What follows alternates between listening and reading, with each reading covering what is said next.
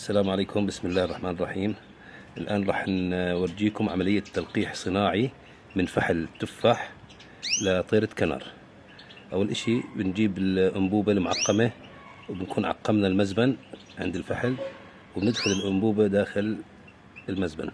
طبعا لازم يكون الفحل فحل بالغ كبير قوي بصفر.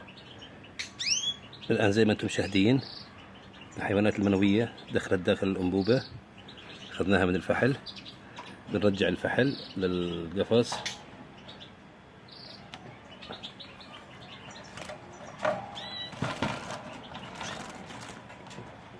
ولما تكون الطيرة جاهزة، طيرة الكنار ومادة أمورها تمام ما شاء الله تبارك الرحمن، نفس العملية نقوم بوضع الحيوانات المنوية على المزبن وإدخال الإبرة قليلا، أو عفوا أنبوبة الاختبار، ومن ثم النفخ فيها